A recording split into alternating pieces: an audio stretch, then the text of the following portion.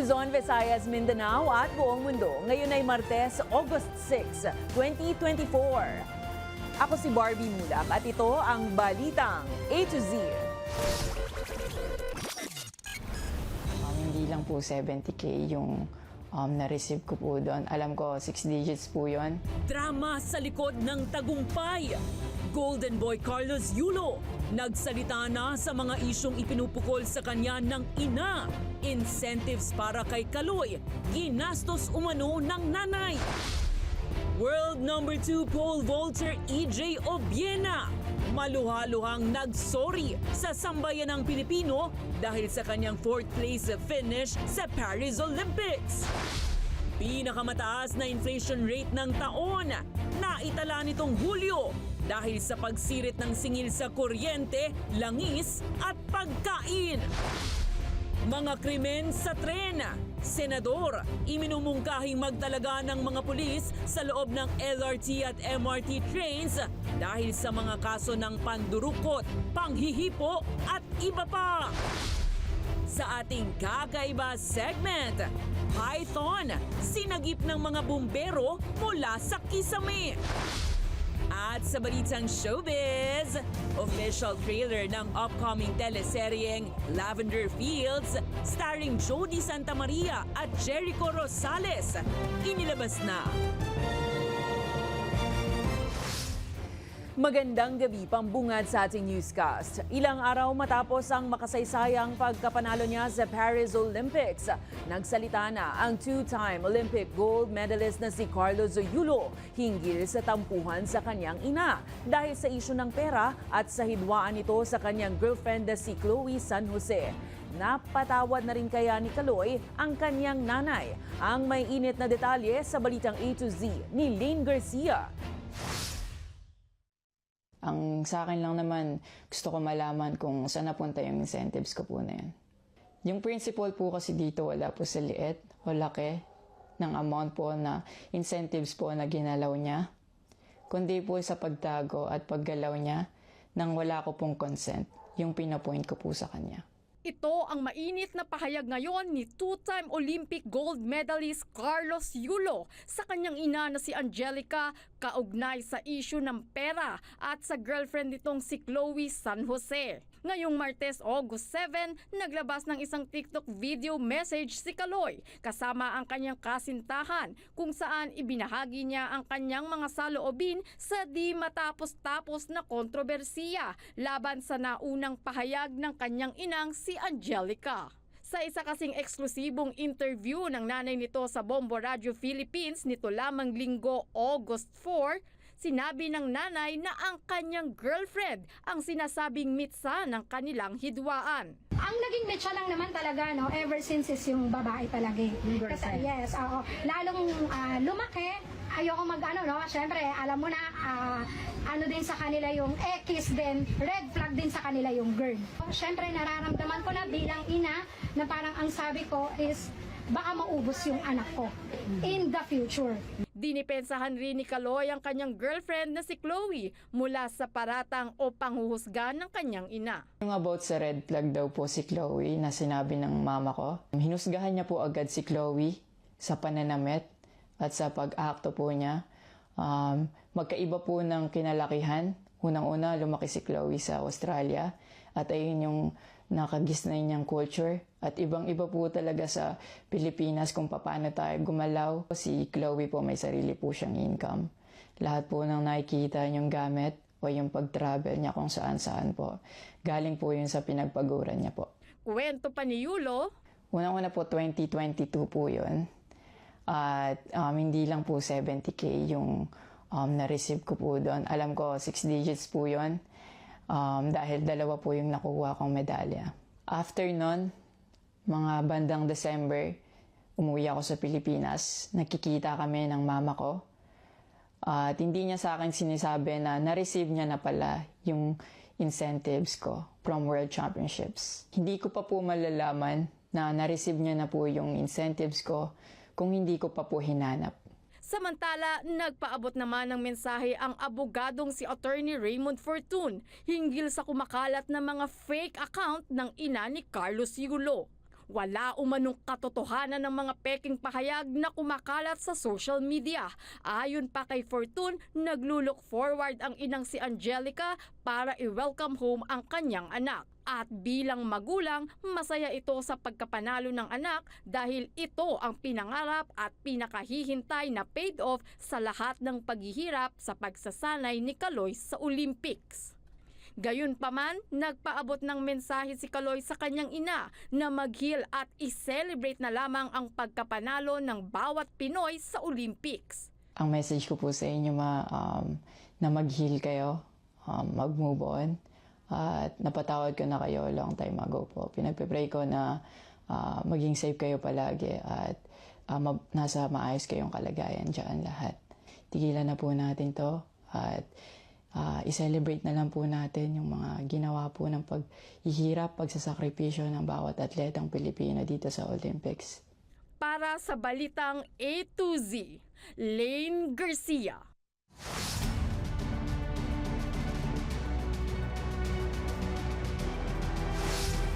Emosyonal na humingi ng tawad sa kanyang mga taga-suporta si world number 2 pole vaulter EJ Obiena matapos ang kanyang 4th place finish sa finals ng men's pole vault. Malaking panghihinayang ito para sa atleta dahil isang talon na lamang sana ang kanyang agwat para magkamit ng medalya para sa Pilipinas. May balitang A to Z si Naomi Almojano.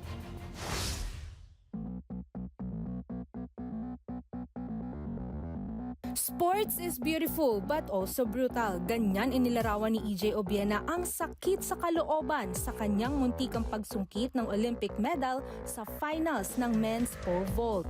Sa 12 pole vaulters na nagtagisan, pang-apat si Obiena sa final ranking. Isang talon na lamang sana tungo sa bronze medal. Sa isang panayam, mangyak-ngiyak na nagsorry ang atleta sa kanyang mga taga-suporta. Aniya, matapos ang kanyang 11th place ranking sa Tokyo Olympics noong 2020, nangako siyang magbabalik.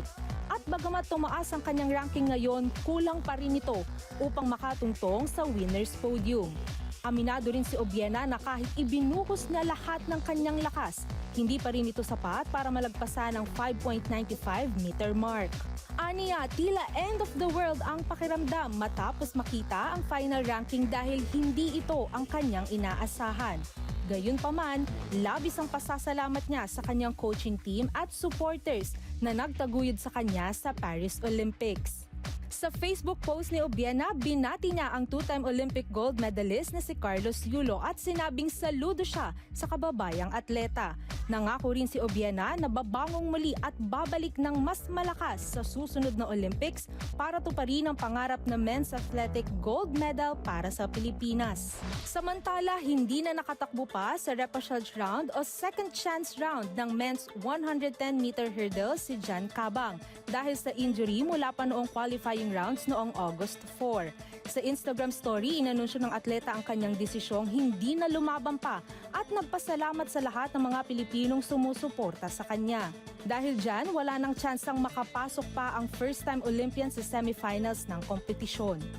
Si Cabang ang may hawak ng Philippine record sa men's 110-meter hurdle sa oras na 13.37 seconds. Para sa Balitang A to Z, Naomi Almojano.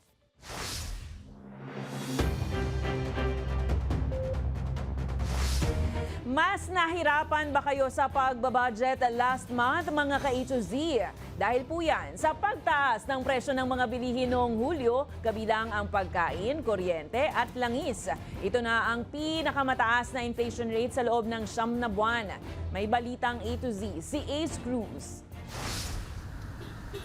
Sa karinderang ito, bumibili sila ni Maria ng pagkain. Sa halagang 200 piso kasi, pagkain na nila ito ng kanyang anak kada araw. Mas muraan niya ito kaysa bumili ng sangkap sa palengke. Pagka dalawa lang kayo, pailan-ilan lang, mas mura yung luto na. So mas tipid sa transpo at saka sa lulutuin, sa kuryente, gano'n. Tsaka mas convenient sa akin. Patunay ito sa netalang pagbilis na inflation rate nitong Hulyo sa 4.4% kumpara sa 3.7% noong Hunyo. Ito na ang pinakamabilis na paglobo ng presyo ng mga bilihin sa loob ng 9 na buwan. Ayon sa Philippine Statistics Authority o PSA, dahil ito sa pagmahal ng singil ng Meralco sa kuryente at pagtaas ng presyo ng langis at pagkain. Normally naman sa ating historical data pagkatapos ng typhoon tumataas yung presyo ng vegetables, no? So yun yung isa.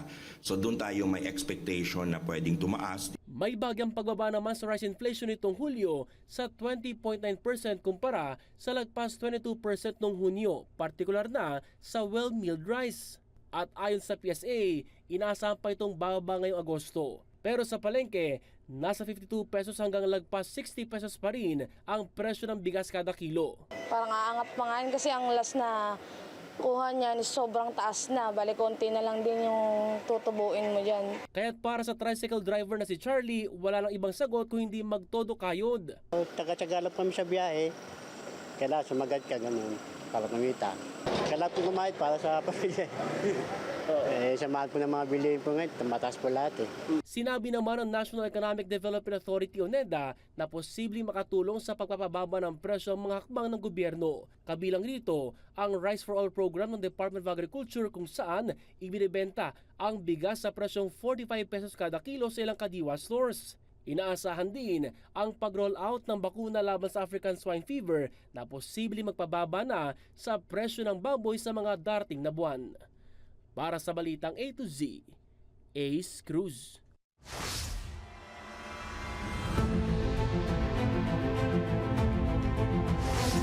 Mas pinalalakas pa ng China ang kanilang puwersa sa Subi Reef na bahagi ng Pag-asa Island sa West Philippine Sea. Ayon sa Philippine Navy, itinatayo ang ilang mga Chinese military structure, gayon din ang paglalagay ng mga construction vehicle at heavy equipment sa naturang lugar. Umabot na rin sa 3,000 ektarya ang lawak ng reclamation na nagsimula pa noong 1992 sa loob at labas ng Philippine Exclusive Economic Zone.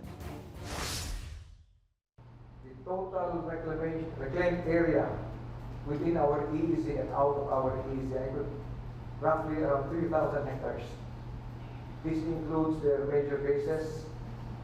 This includes Subi Reef, which I would like to correct is outside our EEZ, although it is 12 nautical miles, roughly 12 to 15 nautical miles from Pag-asa.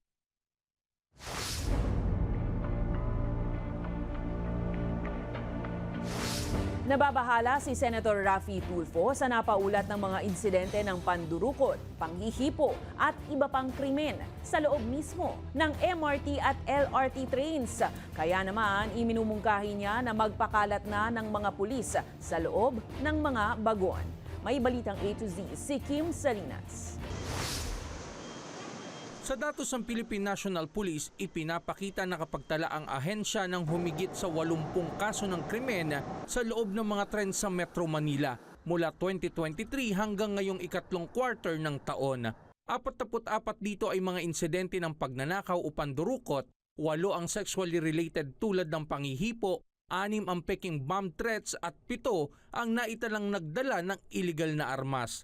Ito ngayon ang basihan ni Senator Raffy Tulfo kung bakit nais niyang paigtingin ang presensya ng kapulisan sa Kamaynilaan, partikular na sa mga LRT at MRT sa istasyon man o sa loob ng mga bagon. Giit pa ng senador, ginagawa na raw ito ng PNP bago magpandemya. Hati naman ang reaksyon ng publiko patungkol dito. Marami kasing medyo violent sila pagka nasisiksik or tapos meron din na yung nagnanakawan, mga ganun. Or dahil overcrowded siya, yung safety na baka hindi na siya kaya ng bagon. Meron minsan. Tapos may mga K9 pa nakasama. So, siguro mas secured. Actually, mas okay naman po yun. If ever, mas secured yung mga tao na sasakay po doon. And kung meron namang gagawa ng di maganda, matatakot na po sila. Bagamat pabor dito ang National Capital Region Police Office, dumipensa naman sila na tumutugon din daw sila sa mga insidente ng kriminalidad sa mga tren. On the item sexual harassment and pickpocket inside the station, nagpakalat na tayo ng maraming pulis. It started with, of course, accounting with this station and in-account natin with cellphone numbers of those police personnel actually deployed with the team leader. Pabor din umano ang pamunuan ng PNP na magsakay ng mga sibilyan o nakauniforming kapulisan sa bawat tren para mapigilan ang mga mapagsamantala at masiguro ang seguridad ng mga mananakay sa kanilang mga biyahe. Para sa Balitang A to Z, Kim Salinas. Nilinaw ng Department of Justice na hindi harassment ang ginawang paglalagay kay dating presidential spokesperson Harry Roque at 11 iba pa sa Immigration Lookout Bulletin Order o ILBO ng ahensya. Taliwas ito sa inilabas na pahayag ni Roque na isa umanong panghaharas ang paglalagay sa kanya sa ILBO. Ayon kay Justice Spokesperson Assistant Secretary Mico Clavano, posibleng sangkot si Roque at iba pang individual sa anti-trafficking laws dahil sa kaugnayan umano sa illegal na Pogo Hub operations na sinalakay noon sa Porac, Pampanga. Kaya naman, kinakailangan raw itong dumaan sa investigasyon. Gayunpaman, nilinaw ng DOJ na maaari pa rin makalipad palabas ng bansa si Roque dahil isa lamang itong monitoring mechanism na order para timbrehan ang otoridad. Really don't see where that's coming from dahil 12 naman po yung nakalagay dun sa ILBO, and sa tingin naman ho natin at the heat of it all, no, na dami na pong ahensya nag-investigate ito, PAOK, NBI, PNP, DOJ, pati na rin po ang Senado at ang Congress. It definitely is a point of interest.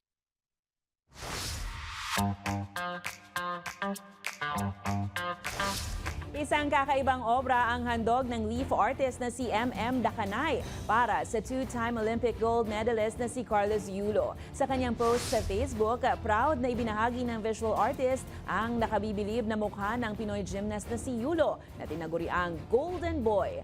Pagbibigay-pugay ito at pagbati sa nakamit na double gold medal para sa artistic gymnastics, floor exercise at sa vault sa 2024 Paris Olympics. Abangan sa aming pagbabalik, pagre-recruit sa mga universidad na maging kasapi ng NPA. Dumarami, ilang miyembro ng Makabayan Block ipatatawag sa susunod na pagdinig matapos iugnay sa recruitment umano ng mga komunista. At rescue mission ng Bureau of Fire Protection nakatuon sa isang malaking ahas. Abangan ang kumpletong ulat sa pagbabalik ng Balitang A to Z.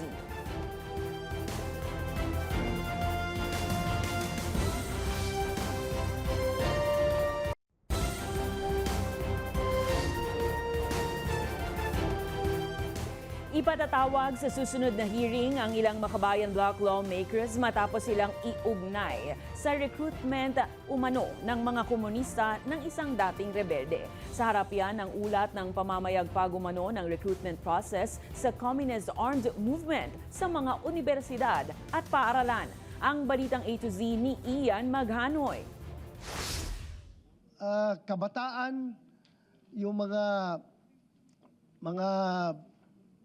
student organizations, very active naman kayo sila sa recruitment. Muli umanong namamayagpag ang recruitment ng mga estudyante para sumanib sa Communist Armed Movement sa panahon ngayon ng Administrasyong Marcos Jr. Sa pagdinig sa Senado kanina, sinabi ng pambansang pulisya na magmula noong 2014, nasa 168 na estudyante mula sa 23 paaralan sa bansa ang naudyokan na sumapi sa New People's Army o NPA. Ang NPA ay ang armadong ng Communist Party of the Philippines na naglalayong magtayo ng komunistang pamahalaan sa Pilipinas sa pamamagitan ng armadong pakikibaka. Recruitment in school is happening widely.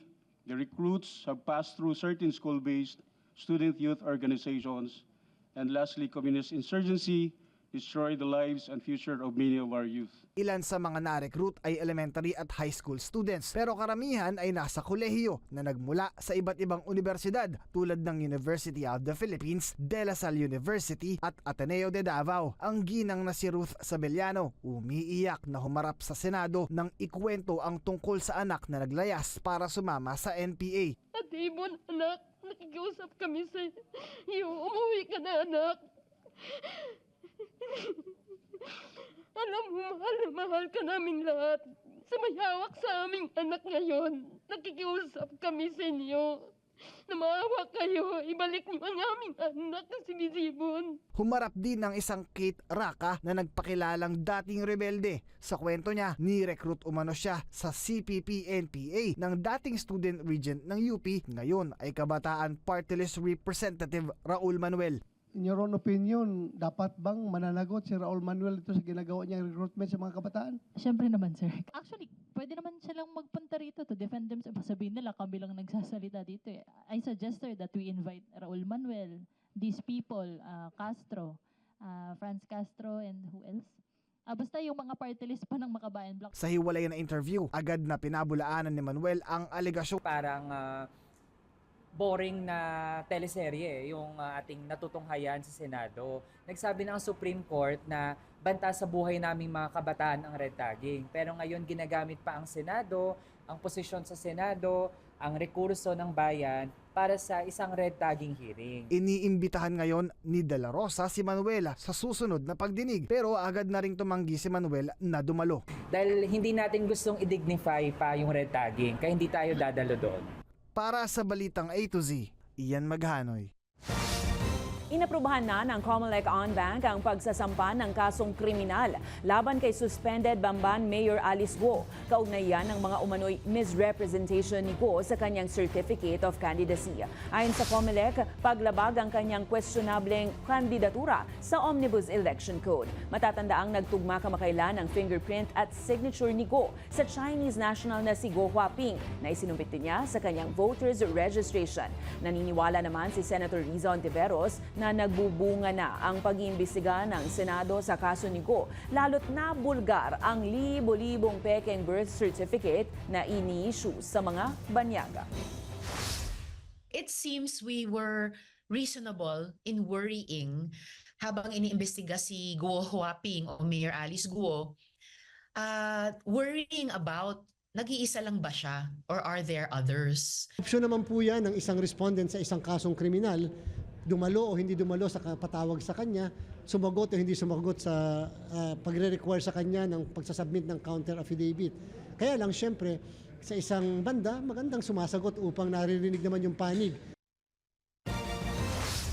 Kinumpirma ng Armed Forces of the Philippines na nasa 400 pa rin ang military personnel ni Vice President Sara Duterte. Ito'y matapos ang pagbabawas kamakailan ng 75 security personnel ni VP Sara. Ayon sa AFP, bahagi ng Presidential Security Command ang daan-daang security personnel niya at anumang dagdag na bilang ay maaaring i-request depende sa paggagamitan nito. Wala rin naman daw umanong banta sa seguridad ni VP Sara Duterte ngayon. Suffice to say that that would be enough. Kung hindi din kayang suportahan ng PSC for organic, we usually do augmentations.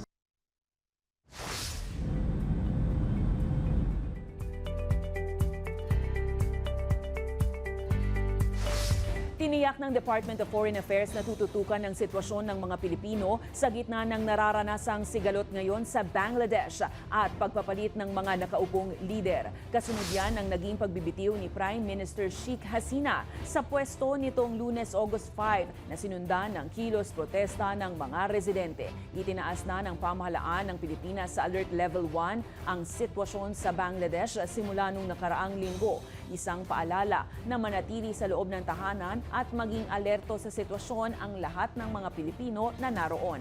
Handa naman ang DFA at Embahada ng Pilipinas sa capital na Dhaka na tumulong sa mga Pilipinong apektado ng kaguluhan sa Bangladesh.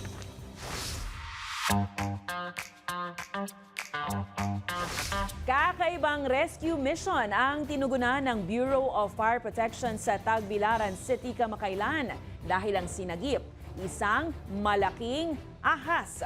Sa video na ibinahagi ng BFP Tagbilaran sa Facebook, kita ang pagtutulungan ng mga bumbero para sagipin ang isang Philippine reticulated python sa kisame ng isang bahay. Ang species na ito ng ahas ay kilala bilang pinakamahaba at isa sa pinakamabigat. At bagamat kakaiba at nakakatakot para sa iba, ang python na ito ay hindi venomous o makamandag. Agad namang inilagay sa sako ang naturang ahas at inirelocate para sa kaligtasan nito at ng mga tao. Susunod, silipin ang trailer ng inaabangang teleserye ng ABS-CBN, ang Lavender Fields. Manatiling nakatuto, kayo ay nanonood ng Balitang A to Z.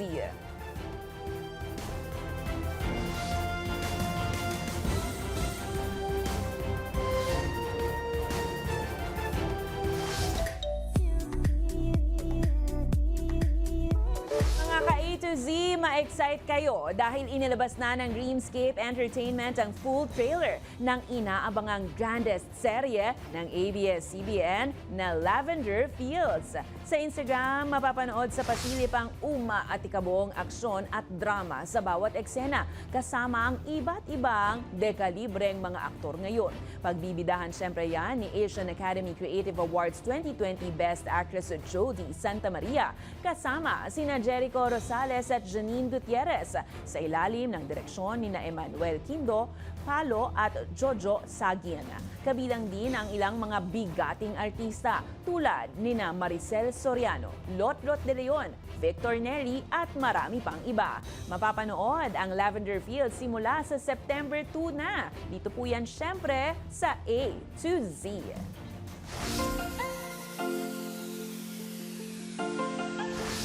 May kasabihan ngang sa sports, may nananalo at may natatalo. Pero ang ipinakita ng isa sa mga kalahok na si David Katoatu, isang weightlifter mula sa Republic of Kiribati. Hindi man pabor ang hatol sa kanya, dinaan na lang niya ito sa saya at sayaw. Balikan ang kanyang nag-viral ulit na GV video mula sa 2016 Rio Olympics.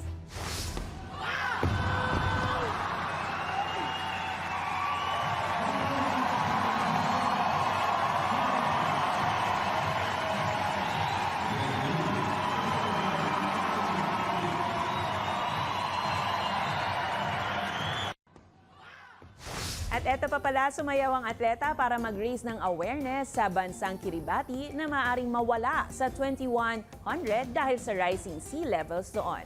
Kung kayo po ay may kwentong kakaiba, mga kwento ng pag-ibig o storya ng inspirasyon at pag-asa, maaari itong ibahagi, sumali sa ating Facebook group na Balitang A to Z. Panoorin ang replay ng ating programa at sundan ang ating social media pages, hanapin ang Balitang A to Z. Ang ating pabaong quote of the night ay mula sa host at author na si Laura Schlesinger. Ayon sa kanya, ang pagkakaroon ng anak ay ang ikalawang pagkakataon na magkakaroon tayo ng magandang relasyon sa pagitan ng magulang at anak.